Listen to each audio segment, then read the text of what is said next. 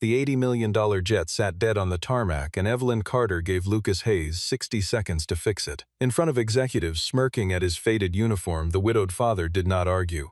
He knelt slowly beside a pressure valve, felt 3 uneven pulses, and brought the system back online in 10 seconds flat. The hangar went silent. Mechanics who had been laughing moments earlier stood frozen, watching the numbers stabilize. Just as Evelyn exhaled in relief, Lucas placed a $100,000 invoice on the table and said one line, $10,000 per second. Stay with this story because those 10 seconds did not only save the jet, they exposed a conspiracy nobody expected. The morning began at the maintenance hangar of Carter Executive Aviation, a private aviation company based outside Dallas, Texas, only hours before Evelyn Carter was scheduled to fly to New York and close a deal worth several $100 million. The company's flagship aircraft, a long-range jet worth roughly $80 million, had just finished a major overhaul, and every signature on the paperwork claimed it was ready. Mason Reed, the vice president of operations, had personally certified the work and told anyone who asked that the jet had passed every safety inspection without exception. Lucas Hayes, a contract technician who had once served as a lead engineer working on hydraulic and pressure control systems for military aircraft, was running his own final check when he noticed something the official reports had missed. The pressure reading on the left engine's starter system was oscillating in a way that did not match the maintenance log, rising and falling with a rhythm that felt deliberate rather than random. Lucas rested 2 fingers against the housing and caught a short metallic vibration that repeated in a pattern of 3 pulses, then silence, then 3 pulses again. He brought his findings to Connor Blake, the director of flight safety, and recommended the aircraft be held on the ground until someone traced the source. Connor looked uneasy but reminded Lucas that every form had already been signed off by Mason, and questioning finished paperwork was not something a contractor was supposed to do out loud. Mason arrived minutes later and made no effort to hide his irritation. He reminded Lucas, in front of 2 junior mechanics, that a contract technician had no standing to challenge the certified engineering team, and he brought up an old complaint Lucas had filed months earlier about a batch of pressure valves that Mason had approved from a new supplier. Mason framed it as Lucas trying once again to appear smarter than the people who actually ran the department. Lucas did not argue back. He simply recorded the pressure figures on his own handheld device, saved a private copy, and stepped away from the conversation before it could escalate further. Evelyn arrived at the hangar tense and distracted, already thinking about the negotiation waiting for her in New York, and she took her briefing entirely from Mason without once turning to ask Lucas what he had found. She watched the ground crew tow the jet toward the taxiway, satisfied that everything was under control, unaware that a single overlooked detail could turn a routine departure into something far more dangerous. Lucas stood near the back of the hangar, watching the aircraft roll away, understanding better than anyone present how quickly a small mechanical lie could grow into a catastrophe. The moment the crew engaged the starter sequence, every system on the left engine cut out at once, and the $80 million jet went completely still just short of the taxiway entrance. For a full minute nobody moved. The tow crew stood beside the silent fuselage, unsure whether to call it a simple electrical glitch or something far more serious. Ground control radioed the operations desk asking whether the flight would need to be pushed back, and word of the failure spread through the hangar faster than anyone could contain it. Evelyn watched from the observation window with her phone still pressed to her ear, finishing a call with the New York negotiating team, promising them the delay would be brief and routine. The senior technical team gathered around the dead aircraft within minutes, but nobody could agree on a cause.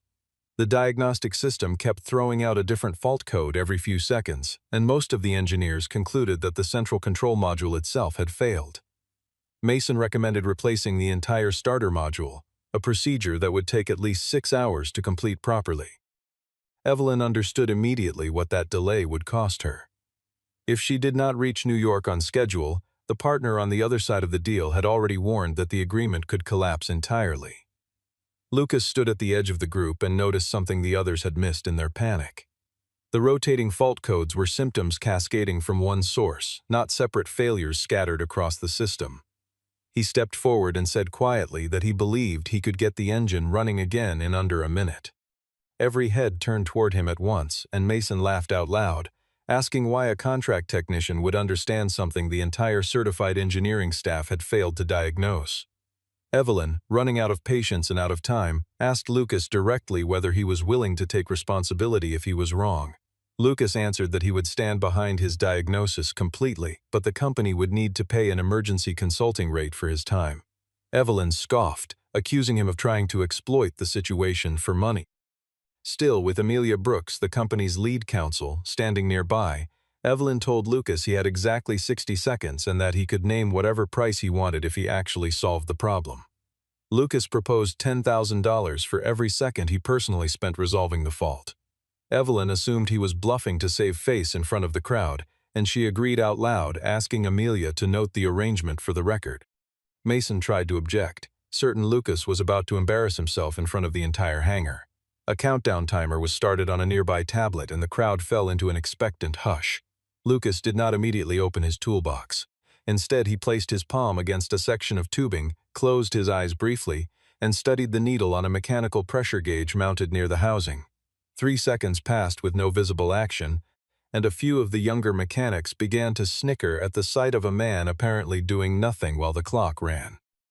By the 4th second, Lucas finally reached toward a valve that the certified engineering team had already inspected twice and cleared without concern.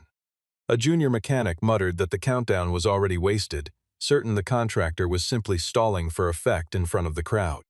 Even Connor, standing closer to the aircraft than anyone else, felt his stomach tighten as the numbers climbed past 5 seconds with no visible progress. Evelyn folded her arms and glanced at her watch, calculating how much runway time she had already lost, while Mason leaned toward the nearest board member and whispered that this display was exactly the kind of unprofessional stunt he had warned them about for months.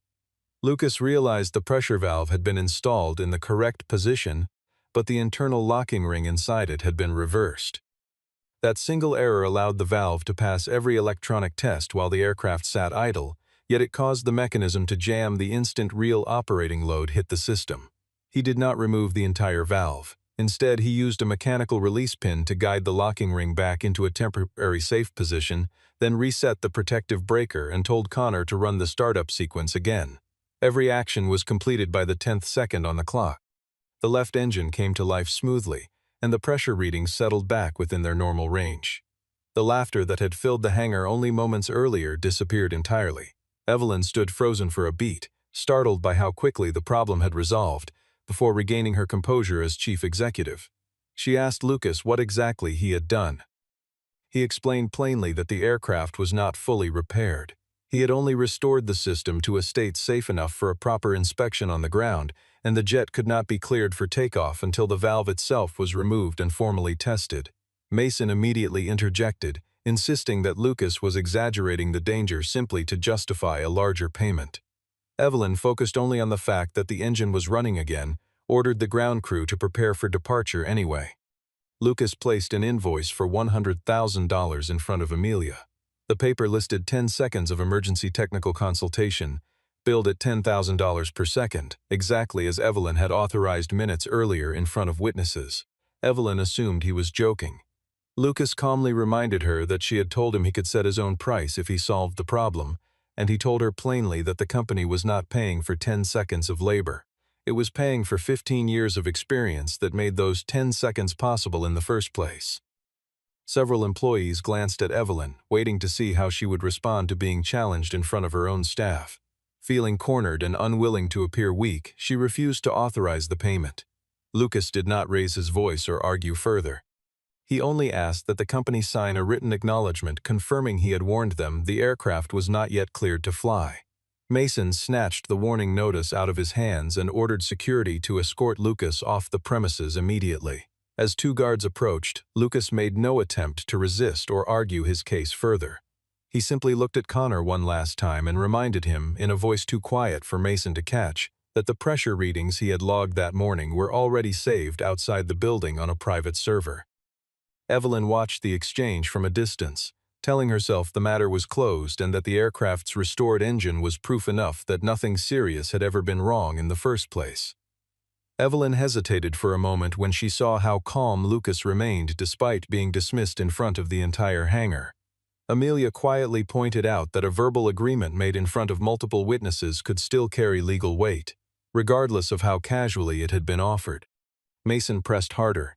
telling Evelyn that paying the invoice would make her look weak in front of her own staff at the worst possible moment. He insisted the valve had simply stiffened because the aircraft had been sitting in cold weather overnight, an explanation that made little technical sense to anyone who understood the system. Connor stayed silent even though he knew that explanation did not hold up under scrutiny. Lucas was escorted out of the hangar without further protest. Before leaving, he told Connor privately that a locking ring inside a sealed valve could not reverse itself on its own, which meant someone had either installed the part incorrectly or swapped it out entirely after the original inspection had already been signed off. Lucas suggested checking the valve's serial number against the maintenance records to settle the question once and for all. Mason overheard the suggestion and quietly collected the paperwork before anyone else could look at it. Evelyn ordered the aircraft refueled and prepared for departure after a brief secondary inspection cleared it for flight. Lucas did not try to physically stop her. Instead, he filed a formal safety report with the company's compliance division, attaching the pressure figures, the timestamps, and a short audio recording of the 3 pulse vibration he had detected earlier that morning. A brief phone call about his daughter reminded him just how much was riding on this job, since losing it would leave him without steady income, but he pushed the worry aside and refused to let it influence his judgment about what was safe. It was the only moment in the entire ordeal where his family was mentioned directly. Amelia quietly made copies of the invoice and the witnessed agreement before Mason had a chance to make either document disappear. Meanwhile, the maintenance crew replaced a fuse, restarted the affected systems, and declared the aircraft fit to fly without ever removing the suspect valve. From the parking area, Lucas noticed the strange vibration had gone quiet, but the pressure was still climbing more slowly than it should have. He placed one final call to Connor, warning him that once the engine reached higher output, the temporary locking position could shake loose entirely. Connor watched Evelyn board the aircraft and once again said nothing to stop her. The jet began rolling toward the runway just as Lucas's handheld device showed the exact pressure shift he had feared. Standing at the edge of the parking area, Lucas felt a familiar tightness in his chest, the same feeling he remembered from years earlier when a single overlooked reading had nearly cost a crew their lives overseas. He typed out one last message to Connor, urging him to relay the warning to the cockpit directly rather than waiting for Mason's approval, but the message went unanswered as the aircraft continued its slow roll toward the active runway. As the aircraft powered up for its pre-departure check, the pressure in the left engine's starter system dropped sharply without warning. The engine did not shut down completely, but the supporting systems began fluctuating in ways the crew had never seen before. The cockpit lit up with a series of overlapping alerts, forcing the pilot to abandon the takeoff sequence and attempt to steer the jet clear of the main taxiway. The hydraulic system responsible for the nose-wheel steering reacted far too slowly, and the aircraft came to a stop at an angle near the entrance to the runway, halting operations across the entire airfield. Evelyn was forced back to the operations center, furious and shaken at the same time. Mason continued to insist that Lucas's earlier repair had somehow damaged the system further, though nothing in the data supported his claim. Security kept Lucas outside the perimeter, but he could still see the live readings through a remote panel that Connor quietly sent to his device. Studying the numbers, Lucas realized the problem no longer involved a single faulty valve. The substandard part had been shedding tiny metal fragments into the line for weeks, and those fragments were now clogging the pressure filter one layer at a time. If the engine kept running under that condition, the entire secondary control system risked losing function altogether. Lucas insisted the engine be shut down immediately. Mason argued that stopping the aircraft in the middle of the taxiway would trigger a full regulatory investigation into the company. Evelyn finally turned to Lucas and asked whether he could bring the jet back to the hangar safely. He told her it was possible, but not through a normal restart procedure. It would require controlling the pressure in short, deliberate cycles while coordinating closely with the pilot and the ground tow crew. This time, Lucas did not name a new price. He told her plainly that human lives and airfield safety were never meant to be used as a bargaining chip. The contrast between his composure and Mason's growing desperation was not lost on Evelyn, and for the first time she began to seriously doubt her vice president. She ordered security to release Lucas and handed him temporary authority over the technical response. Lucas guided the pilot through reducing the load, isolating the blocked line, and switching to a backup hydraulic source. The jet was towed clear of the danger zone without any further damage, and when the faulty valve was finally removed for inspection, Lucas discovered its serial number had been sanded down and quietly re-engraved. The ground crew stood in stunned silence as the tow tractor pulled the jet back into the hangar, its hull streaked from the abrupt stop near the runway. Evelyn stepped down from the aircraft with her hands trembling slightly, the adrenaline finally catching up to her now that the danger had passed. She looked at Lucas, who was already kneeling beside the housing with a flashlight, and for the first time that day she did not question a single word coming out of his mouth. Lucas requested that every part removed from the aircraft be sealed and logged as evidence before anyone touched it further. Mason tried to take the valve himself, claiming it needed to be returned to the supplier for testing, but Amelia stepped in and declared that the part was now evidence in a safety incident and could not leave the property. Lucas placed the counterfeit valve beside a certified one pulled from inventory for comparison. On the outside, the two parts looked almost identical, but the alloy inside the counterfeit piece was noticeably softer and far less resistant to heat. The locking ring had been deliberately reversed to hide the fact that the internal dimensions did not match specification. Lucas explained that this was not a simple case of careless assembly. Whoever installed the part knew it would not pass a full inspection and had engineered it to survive just long enough to slip through testing undetected. Connor finally admitted that he had noticed unusual readings scattered across the fleet for roughly 6 months. Every time he tried to open a formal investigation, Mason had insisted the anomalies were caused by faulty sensors and pushed to have the files closed. Amelia pulled the company's procurement contracts and found that a newly registered parts supplier had been paid several $1,000,000 despite having been in business for only a short time. The registered address for that supplier traced back to a relative of Mason's. Evelyn felt the sting of betrayal, though she still lacked direct proof that Mason had personally tampered with the aircraft himself. Mason struck back, accusing Lucas of swapping the components himself as an act of revenge against the company. He pointed to the $100,000 invoice as evidence that Lucas had a clear financial motive, and several board members present began to eye the technician with suspicion. Lucas did not defend himself with emotion. He asked to review the hangar's overnight security footage from the night before the maintenance had been finalized. Mason claimed the camera system had been offline for a software update at the time. Lucas noticed that the window when the cameras supposedly went dark matched precisely with the moment the counterfeit valve would have been installed. Digging deeper, he realized the feed had never actually stopped recording. It had simply been redirected to a secondary storage server. With Amelia's help, Lucas located an unedited copy of the footage, which showed a warehouse worker carrying an uncertified parts box into the maintenance area on instructions delivered by phone, though the caller's face never appeared on screen. Connor recognized the voice on the recording immediately as belonging to Mason, who continued to deny everything and insisted the recording could easily have been altered. As Lucas listened again more carefully, he caught a faint chime playing softly in the background of the call, a distinctive tone he recognized at once as coming from the desk clock inside Mason's own private office. Amelia Cross referenced the timestamp on the recording against Mason's office badge logs and confirmed he had been at his desk at the exact moment the call was placed to the warehouse worker. Connor, visibly shaken by how long he had allowed the pattern to continue, offered to hand over every internal memo he still had stored from the past 6 months, including several where he had raised concerns that were quietly buried without explanation. Evelyn thought back to how insistently Mason had pushed her to take this particular jet instead of the backup aircraft sitting ready in the same hangar. He was also the one who had arranged her flight schedule, and he knew precisely how important it was for her to reach New York in time to finalize the acquisition. Amelia soon discovered that Mason had been quietly communicating with a rival company for weeks. If Evelyn failed to arrive on schedule, that rival stood ready to step in and acquire the same target company at a lower price, and Mason stood to receive a substantial bonus along with a promotion once the board forced Evelyn out. Mason's original goal had never necessarily been to cause a crash. He wanted a technical failure serious enough to delay the flight and damage Evelyn's credibility with the board. However, using a counterfeit part had created a danger far beyond anything he could fully control, which made him reckless rather than murderous, a man chasing profit who lost control of the consequences. Evelyn sat with a heavy sense of guilt as she realized how completely she had dismissed Lucas earlier that day.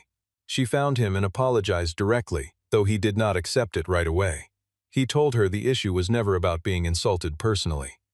The real problem was that she had placed her schedule and her reputation above a warning that had clear evidence behind it. Evelyn asked why he had still come back to save the aircraft after being thrown out and humiliated in front of everyone. Lucas answered simply that the passengers and crew who would eventually fly on that jet had nothing to do with the arrogance of the people running the company. That answer made it clear to Evelyn that a person's character could not be measured by a title on a business card. Connor turned over a series of emails in which Mason had repeatedly pressured him to soften or bury findings from earlier safety reports.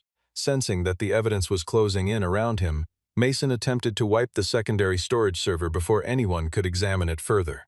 Lucas had anticipated exactly that move, noticing a sudden surge of data being transferred off the system moments before the attempt began. He isolated the server just in time to preserve the evidence. Amelia immediately contacted federal aviation investigators along with local law enforcement, but by the time anyone arrived at his office, Mason was already gone. Lucas quickly understood that Mason was not simply fleeing the airfield. He was heading straight for the older backup hangar, where the original maintenance files were still stored. Evelyn asked Amelia how long the fraudulent supplier arrangement could have gone unnoticed if the counterfeit valve had never failed at all. Amelia admitted it might have continued for years, quietly draining company funds while gradually placing every aircraft in the fleet at greater and greater risk. The realization settled over Evelyn heavily, and she understood that Lucas had not simply saved one jet that morning. He had likely prevented a slow, invisible disaster from unfolding across the entire company. Lucas, Evelyn, and a small security team moved quickly toward the older hangar at the far edge of the maintenance grounds. Inside, Mason was already trying to grab a storage drive while burning stacks of parts certification documents in a metal bin. He had locked the hangar doors and started the backup aircraft's engines, using the powerful airflow to keep anyone from getting close enough to stop him. Lucas realized almost immediately that Mason lacked the experience needed to safely operate an engine inside such a confined space, and that the heat and exhaust building up around them could easily ignite fuel vapor or leave him unconscious before help arrived. Lucas guided Evelyn toward an external panel where she could cut the fuel supply from outside the hangar entirely. Mason noticed the attempt and triggered the tow system in a desperate effort to pull the aircraft out through the doors before they had fully opened. The jet lurched forward, dragging dangerously close to the still-closing frame. Rather than acting recklessly, Lucas used the ground power emergency shutoff to stop the tow motor before real damage could occur. Mason then tried to slip out through a side exit still clutching the storage drive, but Connor and the security team were already waiting to cut off his escape. Cornered and out of options, Mason turned his anger toward Evelyn, insisting that her inexperience was what had truly wrecked the company, not his own actions. He claimed the board would never take the word of a contract technician over that of a longtime vice president. Evelyn responded by pulling up the recovered audio, the financial records, and the hangar footage on a nearby maintenance screen. She told him plainly that the board did not need to take Lucas at his word. They only needed to see the evidence Mason himself had failed to destroy. Mason lunged toward the drive in one final attempt to smash it, but Lucas recognized instantly that it was only a duplicate. Amelia had already transferred the original data to federal investigators long before that moment. Mason was arrested on charges connected to fraud, obstruction, falsifying safety records, and endangering the operation of a commercial airfield. Lucas looked over the mildly damaged aircraft still sitting inside the older hangar, feeling none of the triumph the moment seemed to call for. Instead of celebrating, he asked that the entire remaining fleet be inspected immediately, warning that similar counterfeit parts could easily have been installed on other jets without anyone noticing. The expanded inspection that followed uncovered 11 more substandard components hidden across 3 separate aircraft in the fleet. Evelyn stood beside him quietly as investigators led Mason toward a waiting vehicle, his earlier confidence completely gone. She thought back to how easily she had trusted his polished reports over the plain, unglamorous warnings that Lucas had delivered without any attempt at flattery or persuasion. It struck her that the difference between the two men had never been about titles or charm at all.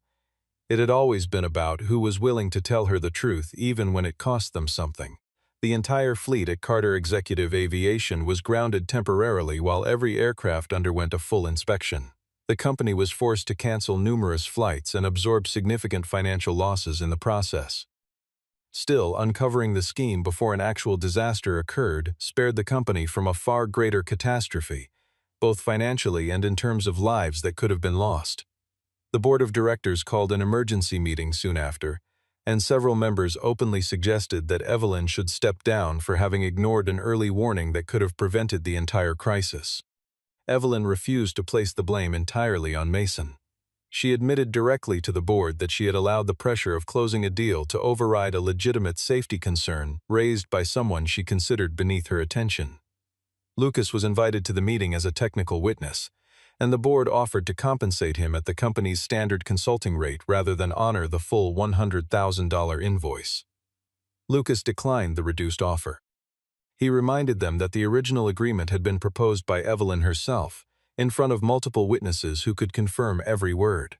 One board member asked why 10 seconds of physical work could possibly justify such a large sum. Lucas broke the moment down clearly for the room. 2 seconds were spent listening for the irregular vibration pattern. 3 seconds were used to identify that the locking ring had been installed in reverse. 2 more seconds went toward isolating the pressure source safely. The final 3 seconds were used to reset the system without damaging the surrounding components. He explained that each of those seconds had been built on years of training, discipline, and the weight of being responsible for other people's safety long before that morning ever began. Amelia confirmed that the invoice was fully valid and enforceable under the terms already agreed to. Evelyn personally requested that the board approve the full $100,000 without further debate. She also offered cover additional consulting fees connected to the ongoing investigation, though Lucas accepted only the portions he felt were clearly justified. He made it clear he was not using the invoice to embarrass Evelyn or the company. Instead, he wanted it to stand as a reminder that no business could dismiss real expertise as worthless and then expect that same expertise to save them for free the moment disaster struck. The board voted to keep Evelyn in her position on the condition that she overhaul the company's entire safety reporting structure, and she wasted no time removing the managers who had helped bury previous warnings while publicly restoring Lucas's reputation across the company. Evelyn then offered him the position of vice president overseeing technical safety, and Lucas told her he needed time before giving an answer. That evening, as the hangar emptied out and the last of the investigators packed up their equipment, Lucas sat alone beside the aircraft that had started the entire ordeal. He thought about how close the morning had come to ending in tragedy rather than vindication, and how easily the whole situation could have been avoided if someone had simply taken his first warning seriously. There was no satisfaction in being proven right under those circumstances, only a quiet relief that the outcome had not been worse. 3 months later, Carter Executive Aviation completed a full inspection program across its entire fleet. The company established a new policy requiring every technical warning to be logged and independently reviewed, regardless of the rank or title held by the person who raised it. Connor was appointed as an independent director of safety, reporting directly to the board instead of through the operations division that had once silenced him. Amelia took charge of a new transparency system governing every maintenance contract and supplier relationship going forward. Lucas ultimately chose to become director of technical operations rather than accept the vice president title Evelyn had offered him. He wanted to build his own engineering team directly and retain the authority to ground any aircraft that showed even the smallest sign of danger. His contract included one unusual clause that he insisted on personally. No manager at the company would ever be permitted to override a safety warning simply because of time pressure or financial cost. Evelyn eventually completed the New York acquisition on a later date, this time aboard a jet that had been fully cleared through every stage of inspection. The deal succeeded, yet it was no longer the accomplishment she felt proudest of. What mattered more to her was watching the company pass a full federal review without a single full finding hidden or excused. Evelyn had the original $100,000 check framed and brought it personally to Lucas's office. He told her he had already been paid and did not need to keep a copy. She replied that the frame was never about the money itself. It was there to remind her of the true cost of refusing to listen. The relationship between Evelyn and Lucas grew slowly, built on professional respect rather than anything rushed or overly sentimental. Evelyn began consulting him before every major decision that touched safety or operations, and Lucas came to see that her change ran deeper than simple image repair. His family was mentioned only briefly near the end, as his schedule finally settled into something steady enough that he no longer had to take back-to-back overnight shifts just to make ends meet. The story closed back where it began, inside the hangar. A young technician noticed an unfamiliar vibration but hesitated to report it, worried the aircraft was already scheduled to depart within the hour. Lucas stopped the entire process without a moment of doubt. Evelyn, standing nearby, did not object. She canceled the flight herself and said there was no meeting in the world more important than a safety warning backed by evidence. Lucas looked at her and understood that the lesson from those 10 seconds years earlier had finally become part of the company itself. The invoice that once made an entire boardroom furious had never really been about the 10 seconds Lucas used that morning. The real cost, everyone eventually agreed, was every year before that when nobody had bothered to listen to him at all. Years later, new hires at Carter Executive Aviation still heard some version of the story during their first week of training, though the details had softened with each retelling. What never changed was the lesson at its center. Expertise built over a lifetime cannot be summoned cheaply in an emergency, and the people who dismiss it in calm moments are usually the ones who need it most when the calm finally breaks.